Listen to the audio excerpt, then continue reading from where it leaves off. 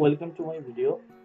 আমি আপনাদের আজকে দেখাবো কিভাবে CodeBlocks ডাউনলোড এবং ইনস্টল করতে হয়।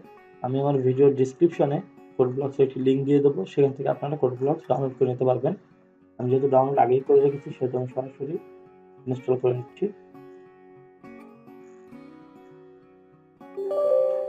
Click yes, next, I agree, next. এখানে আপনি কোন ফোল্ডারে করতে যাচ্ছেন, সেটা করতে যাচ্ছেন সেটা ঠিক করতে পারবেন। ডেস্টিনেশন ফোল্ডার আমি যেহেতু সিতে রাখবো সেখানে আমি সিতে রেখে দিয়েছি। আমি এর আগেও CodeBlocks ইনস্টল করা ছিল, আপনাদের জন্য আমি আবার করলাম, তার জন্য এখানে আমি ইয়েস ক্লিক করে নিচ্ছি।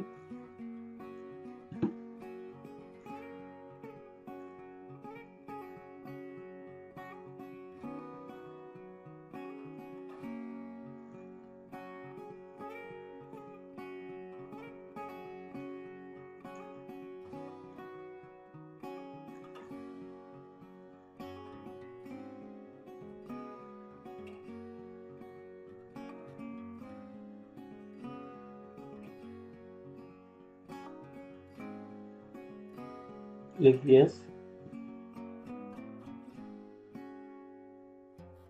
এন্ড CodeBlocks এর আইডিটা অন হয়ে যাবে। CodeBlocks থেকে সাধারণত আমরা C++ এর কোড করে থাকি। এখান থেকে নিউ প্রজেক্ট অন করার জন্য বা নিউ একটা ফাইল অন করার জন্য Ctrl+Shift+N চাপতে হচ্ছে, বা এখান থেকে সরাসরি ফাইল থেকে নিউ এমটি ফাইল বা যে কোনো কিছু সিলেক্ট করে নিতে পারছেন। ফার্স্ট এটা সেভ করে নিতে হবে, নাহলে এটা কাজ করা যাবে না। আমি একটা নাম দিয়ে সেভ করে রাখলাম। দেন একটা সিম্পল কোড লিখতেছি।